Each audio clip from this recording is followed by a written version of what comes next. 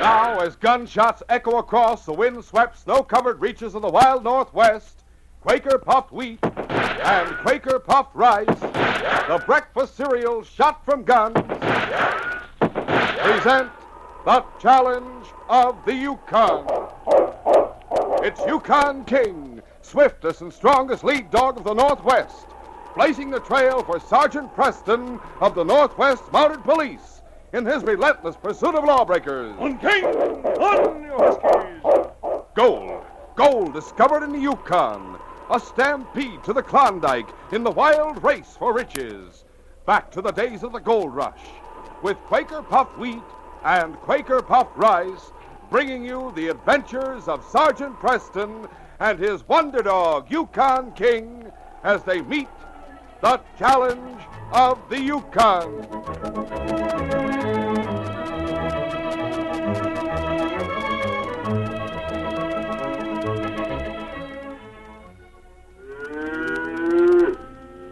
Golly, you know what that reminds me of? Why, it makes me just downright hungry for some good, thick yellow cream and fruit on a heaping bowl of Quaker puffed wheat or Quaker puffed rice. That's what. There's a special treat. You take a big spoonful, and those king-size grains of wheat or rice, so crisp, so nut-like in flavor, taste more tempting, more scrumptious than ever when they're covered with smooth, rich cream. Try it tomorrow morning for a special treat with delicious, nutritious Quaker puffed rice or Quaker puffed wheat.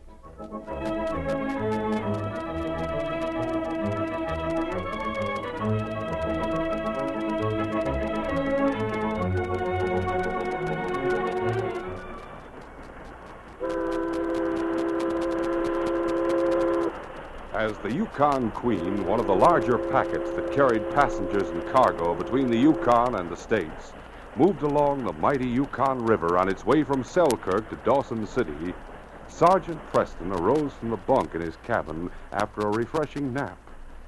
It was spring of 1898, and the boat was making its first trip back to the States. As the Mounties stood up, the great dog King moved to his side and whimpered as he nuzzled his master's hand. Yes, King, I know, boy. Stuffy in here. We'll go up on deck and get some fresh air. Come on, fella. As the Mountie and dog moved slowly along the deck to the front of the boat, they approached a woman standing at the rail. Sergeant Preston was conscious of the hostile, piercing eyes that glared at him through the wide meshes of a veil. And then her steps faded rapidly along the deck. Ladies seem to resent us, King. Well, we'll stroll back along the deck away and go on back to our cabin, boy. Come on. Two men sat in one of the cabins on the same deck. One of them was speaking. The boat will stop at Dawson City for 24 hours, Senor Barton. I know, Carlos. And in that time, we have a lot to accomplish. The Americans in Selkirk contributed much gold to the fund which was started when the recent news of the war declaration was telegraphed to the Yukon. The senor who is entrusted with this fund is aboard the ship right now, as you know. Yeah, he needs to get a big addition to the fund at Dawson City. It's up to you and the senorita to get the fund from him and turn it over to me during the ship's layover in Dawson. Si, senor. I have leave the details to Senorita Mendoza. I'll see who it is at the door. I must talk to you and Carlos, senor. Oh, of course. Come in, senorita. You seem upset, Bonita. Perhaps it is nothing, Carlos. But I have just seen a Mountie aboard. Oh? He approached me at the rail, but I left before he could question me. Why should he question you? You and Carlos are both American citizens now. You've done nothing to cause suspicion. Si, of course, Juanita. You are the great singer, Senorita Juanita Mendoza, going to feel an engagement at Dawson City, no?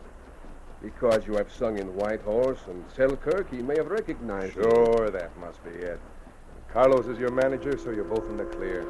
Perhaps something has made him suspect that Carlos and I, as agents of our country, are after that fund to help our cause. The boat will dock at Dawson City tonight. A man, Barry Jeffers, will get the contribution to the fund and add it to what he already has. Yeah, committee is to come to the boat after it docks to make the presentation. See. He is keeping the fund in a black bag in his cabin. That I have found out. Carlos and I have passage only to Dawson City, so we shall leave the boat when it docks and go to the hotel. How do we get the black bag containing the money? This is my plan, senors. See? Tonight, most of the men on board will go ashore for a final celebration before sailing from the Yukon. Oh. This Senor Jeffers is young. He is sure to want to join them. What then? Carlos will watch from the dock and follow Senor Jeffers to see which cafe he enters. Bueno. Then Carlos will approach him and say that the great Senorita Mendoza has heard of this war fund and wishes to contribute a large sum. I don't see how that'll get us the money bag. And listen a moment. Carlos will persuade Senor Jeffers to come to my hotel suite to get the contribution. Mm-hmm. I shall ask him to drink a toast in wine to victory for his country. He will not refuse. The wine will be drugged. But the fund will be on board, Juanita, locked in his cabin. He will have the key with him. You, Carlos, shall take it to the dock where Senor Barton will meet you. Give him the key to this Barry Jeffers cabin. That'll work until he comes to and tells the police about us. But I am not stupid, senor. You are to remove all his belongings from his cabin to yours, which is only a few doors away. Also, you will take the black bag. And when Jeffers returns to the boat? He will not return, senor. Nor will he be seen again. Carlos will see to that. Why, when it is discovered he is not aboard and that his belongings are missing along with the fund, people will think he has run off with the money. Of course. Tomorrow night, after the boat sails, you can drop his personal belongings overboard, Senor Barton. You see, senor, the senorita is most clever. You will be in the clear, and no one will ever suspect us. See. Now, we shall not meet again, Senor Barton. So I wish you good luck and success to our plan.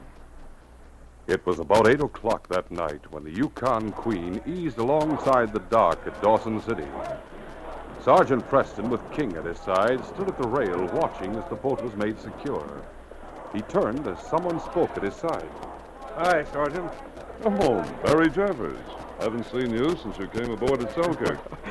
I've spent a lot of time below decks with a crowd of fellows going to join up in the States. I admire the loyalty of you Americans, Barry. None of you would be forced to go back for service. You'd do the same if you were somewhere else and your country declared war. Yes, that's true. I heard about the big fund of money the American prospectors have raised, too. Yes. They've trusted me to take it to the States. In my opinion, they couldn't have trusted it to a better man. I hope you put it in the ship safe, Barry. As a matter of fact, I haven't. I intend to turn it over to the purser as soon as I receive the sum of money the Dawson crowd has waiting for me. I'm going ashore to see about it now. I'll see you later, Sergeant. So long. So long, Barry. Bye, King. Well, King, the gangplank's down. We might as well be going. Come on, fella.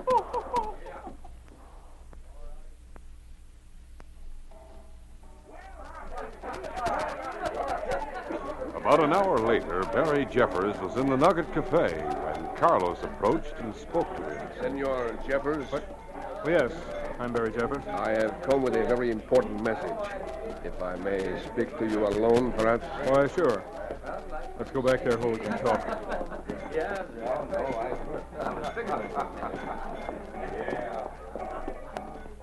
Guess we're sort of away from the crowd now. Yeah. I am business manager for the great singer, Senorita Mendoza. Oh, is that right? I heard her sing in Selkirk. Oh, si, senor. The senorita has arrived here in Dawson to sing at the Opera House starting tomorrow. Oh, I'd like to hear her again, but I'm booked to leave on the Yukon Queen. But, why have you come to... Or the senorita, she has heard the fund what that has been entrusted to you, senor. She is a citizen of your country, as am I, and she wishes to show her loyalty by contributing to the fund. Gosh, that's mighty fine of her. She has asked that you come with me to her hotel suite so that she may give the money to you in person. Well, sure. It'll be an honor to meet the great senorita. I was getting ready to leave anyway. Let's go. A short time later, Barry sat rather uncomfortably in Juanita Mendoza's suite. He was flattered by the attention that the celebrated singer and her manager gave him. Oh, Carlos has brought wine, Senor Jeffers. We must make a toast to victory for the United States, no? Oh, sure. Here is your wine, senor. Thanks, Carlos. Now I give you victory, Senor Barry. To victory. Thanks for calling me Barry, senorita. But of course, why not? Ah, such a young and handsome soldier you will make. Well, Carlos, we must also have a toast to Barry's safe return from the war, no? well, I guess I can't refuse that. And then, senor, we must give a toast to the senorita's success during her engagement here in Dawson at the Opera House, no? Come on, let's drink it. Within a short time, the drugged wine had its effect, and Barry Jeffers finally dropped into a deep sleep. Moving him onto the sofa, Carlos quickly searched him.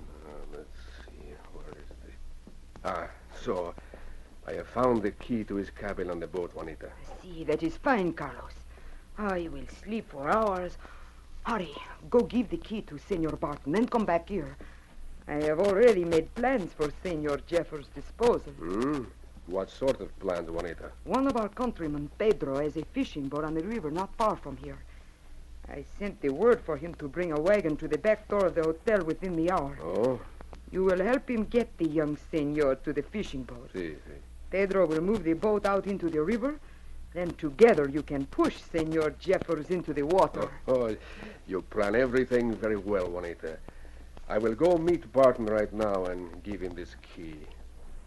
Later, returning to the hotel suite, Carlos entered to find the man Pedro waiting. So, Carlos, it did not take you long. No, I delivered the key, and Senor Barton went aboard to remove Jeffers' belongings and to get the money box. Carlos, this is Pedro. Como está? You will bring the wagon, Pedro? Si. It is just outside, behind the hotel. Good. Oh, I see Senor Jeffers is still in a deep sleep. See, and he will stay that way until you throw him into the river. Now, you and Pedro take him out the back way and get him to the fishing boat. Why, instead of being praised as the patriot going off to the war, the Senor Barry Jeffers will be despised as a thief who disappeared with the fund. See, they will say he betrayed his trust. Yes, and all the time he will be at the bottom of the river, dead. We'll continue our adventure in just a moment.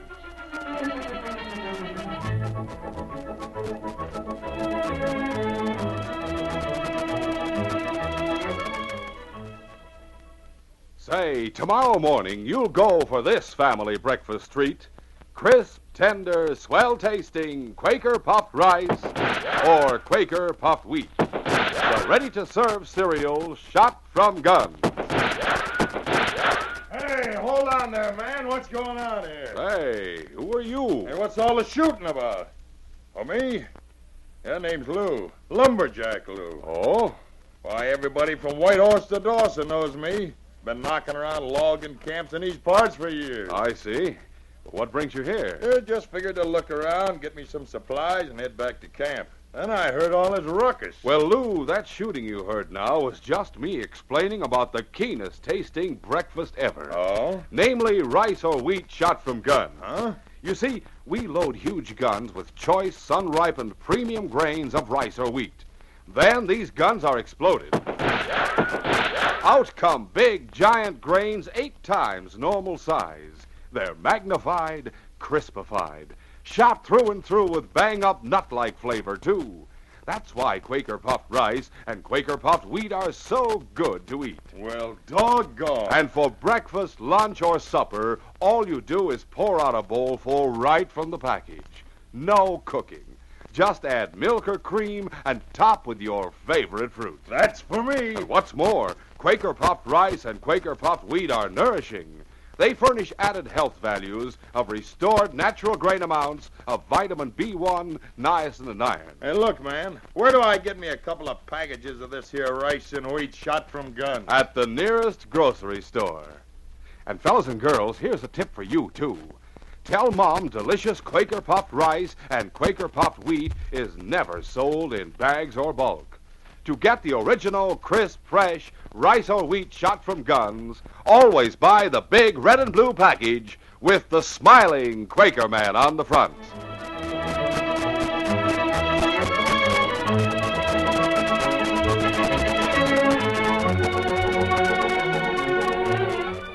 Now to continue. Barry Jeffers had been drugged and his cabin key taken and delivered to Mr. Barton at the boat. Then Carlos returned to the hotel and found Pedro waiting to help him take Barry to the fishing boat from which he was to be dumped into the river. Meantime, Sergeant Preston had gone to the constable's office and was talking to the constable. The Spanish-American War is causing quite a bit of excitement among the Americans up here, Dave. I know. Some of them are leaving for the States to join the Army. Barry Jeffers from Selkirk's on his way to join. Those who aren't going back are sending quite a large sum of money in Barry's care as a contribution to the cause. I heard about that, Sergeant. My wife's an American, you know, and she wanted me to ask you if it'd be all right for her to contribute something. Well, I don't know of any objections, Dave. I have the money here in an envelope. I want to get it to Barry before the boat sails. Well, I'll take it to him tonight if you want me to. King and I are going that way. Oh, say, that's fine. Here it is. All right. Barry was seen leaving the Nugget Cafe a while ago with another fella. I guess he's back on board by now. Good night, Dave. I'll see you in the morning. Good night, Sergeant. Come on, King. Taking King aboard the boat with him, Sergeant Preston was told the number and location of Barry's cabin. Within a short time, he stood knocking on the cabin door. Just as he was about to turn away, Sergeant Preston saw the cabin door key in the keyhole.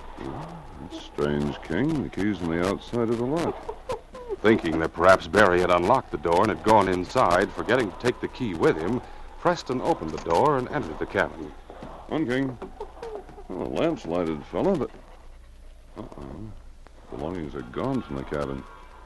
Come on, King. We'll see if we can find Barry Jeffers. Sergeant Preston and King headed for the Nugget Cafe. In front of the cafe, King stopped and stood whimpering. For a moment, the great dog hesitated, and then he turned and headed down the street. A short time later, in the hotel, King stood in front of Senorita Mendoza's door. He looked at Preston and whined. So you think he went into this room, eh, fella?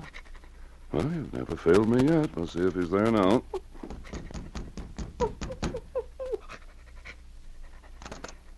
See, Hermonte, what is it you want, senor? You seem startled, Senorita. I'm looking for a friend of mine. There is no friend of yours here, senor. I'm beginning to believe that. I do not understand. Forget it. You going to invite me in, Senorita? But of course, why not? But the dog... King won't hurt you. Come on, fella. Now that you are here, Senor Monte, you can see for yourself there is no one else here. Mind if I look around? No, go right ahead, senor.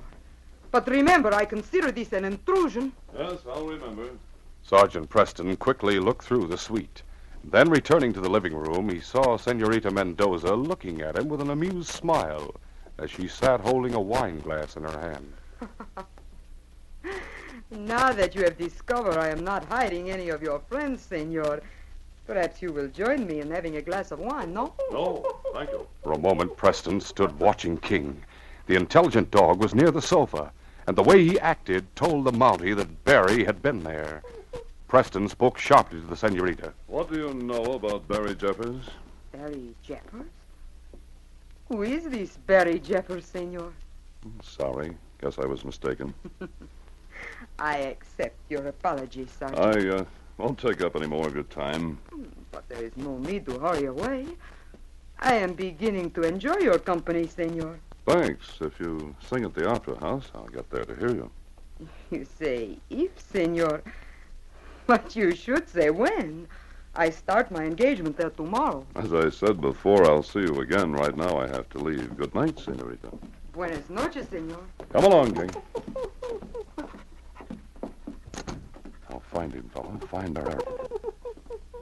King led Sergeant Preston along the hallway and out the back door of the hotel.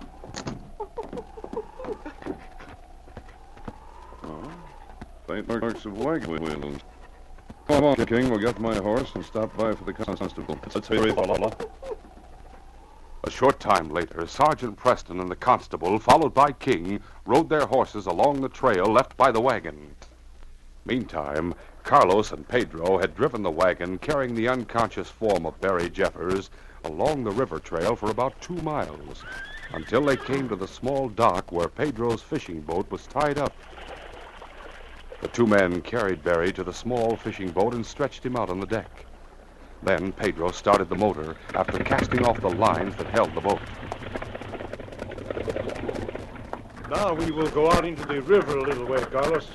Then we will dump him overboard into the water. I'll be glad to get this over with. I am beginning to feel the cold. Get the boat moving, Pedro. Si, senor. Meantime, a short distance down the river trail, Sergeant Preston and the constable rode along behind King. They rode in silence until the sound of a chugging motor reached their ears. Sounds like a boat, Dave. Must be right around that bend ahead. You think it has anything to do with the case? I don't know, but we'll soon find out. Get up, Blackie. Come on now. Help!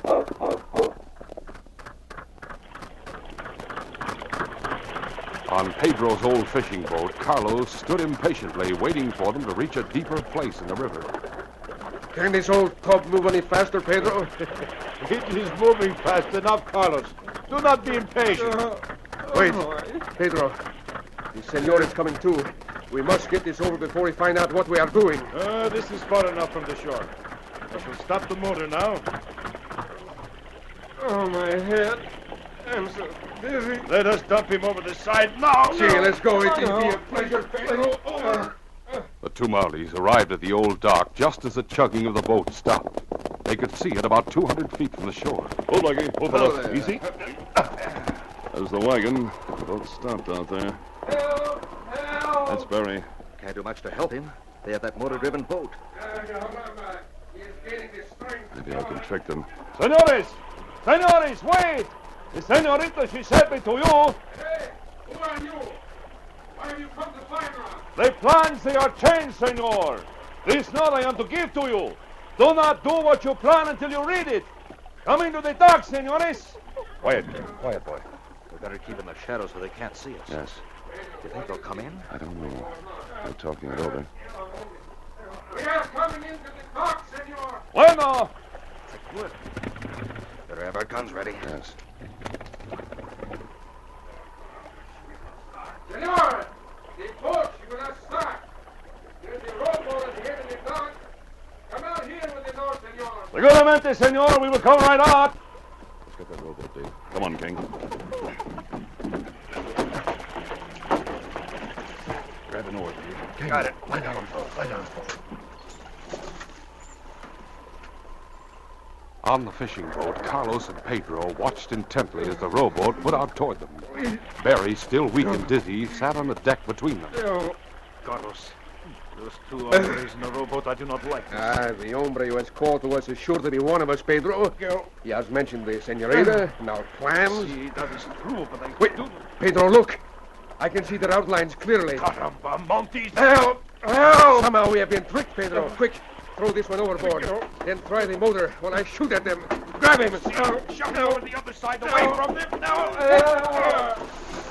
King, go, fella! Swimming valiantly, the great dog King headed for the struggling man in the water. Quick, Pedro, get the boat started. At the same time, Preston swung the rowboat so as to get on the other side of the fishing boat. Meantime, Pedro tried to start the motor again. No, it will not start. Never mind. Help me fight them off with our guns. Quickly. There, perhaps we have hit them. Of the gun, there he is. Oh! As Carlos cried out in pain, Pedro turned and ran down into the small cabin of the fishing boat, slamming the door behind him. Let's get Barry out, Dave. King's holding him up. Right, Sergeant. Within a few minutes, the two Mounties were pulling Barry and King from the cold waters of the river. That's it, fella. We've got him. Putting his coat around the shivering Barry, Preston steered the rowboat alongside the fishing smack. Then, lifting King up to the deck, he pulled himself up.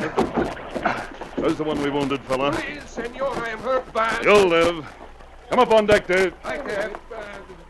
Well, that one's out of the fight. Watch him, Dave. King and I'll Okay. see about the other one. Come on, King. Better give up, you. You can't get away. Good thing we went directly in front of that door, fella. But that does it. Let's get him, King.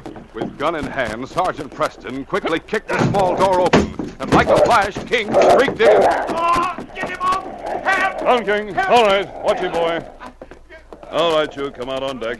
Come on, King. That's that finished, Sergeant. Yes, I'll tie them up while you bring Barry Jeffers aboard and make him comfortable in the cabin. I can get the motors started and we're ready to travel.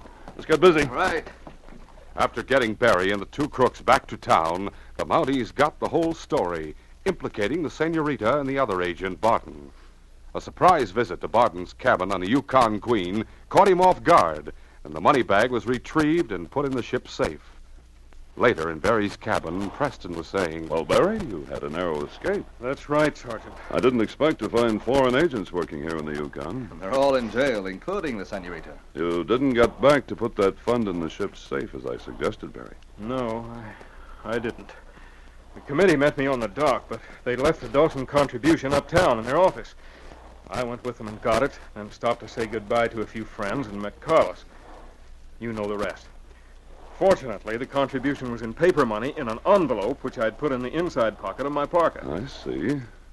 When Carlos searched you for your key, he didn't realize he'd overlooked that cash. That's right, Sergeant. Well, all the money's in the ship's safe now. Yes, and the crooks are in jail.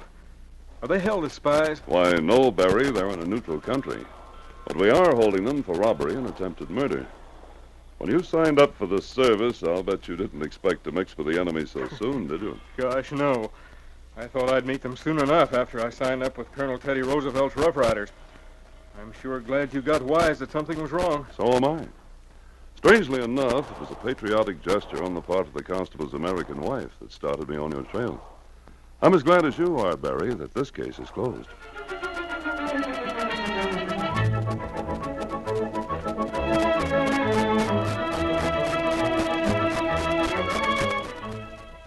In just a moment, Sergeant Preston will give you a preview of Wednesday's adventure.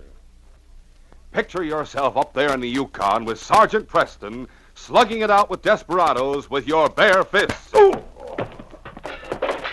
Think of Sergeant Preston's great strength and stamina and the strength you would need in those fights. Then ask yourself this question. Am I eating a good bodybuilding breakfast every morning? Remember, when you include Quaker puffed wheat or Quaker puffed rice, you get added food values of restored natural grain amounts of vitamin B1, niacin, and iron. And what a delicious way to get such good nourishment. There's tempting nut-like flavor and tender crispness in every mouth-watering spoonful, topped with milk or cream and fruit. Try it tomorrow. They're always a treat. Quaker puffed rice and Quaker puffed wheat. Listen Wednesday when Sergeant Preston and Yukon King meet the challenge of the Yukon in the case of the Red Devil. Buckland had killed a trader and a mission priest and made his escape across the frozen stretches of Mackenzie Bay. When King and I caught up with him, he had taken shelter in an Eskimo village and had convinced the Eskimos that I was an evil spirit who had driven the seal from their hunting grounds. As a result, we not only had to face Buckland's guns, but the deadly spears of the Eskimos. Be sure to hear this exciting adventure Wednesday. These radio dramas, a feature of the Challenge of the Yukon Incorporated, are created and produced by George W. Trendle, directed by Fred Flowerday, and edited by Fran Stryker. The part of Sergeant Preston is played by Paul Sutton. They are brought to you every Monday, Wednesday, and Friday at the same time by Quaker puffed wheat and Quaker puffed rice, the breakfast cereal shot from guns.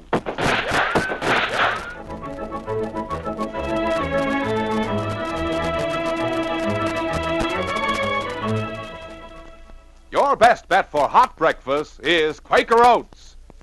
The giant of the cereals is Quaker Oats. Delicious, nutritious, makes you feel ambitious. The giant of the cereals is Quaker Oats. Yes, if you want to be a star in sports and school activities, make your hot cereal Quaker Oats, because Quaker Oats helps grow the stars of the future. You get more growth, more endurance from oatmeal than from any other whole grain cereal. Remember, Quaker and Mother's Oats are the same.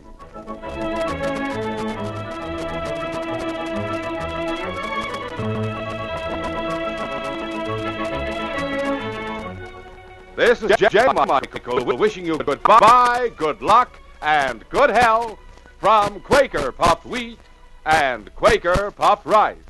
So long. This is ABC, the American Broadcasting Company.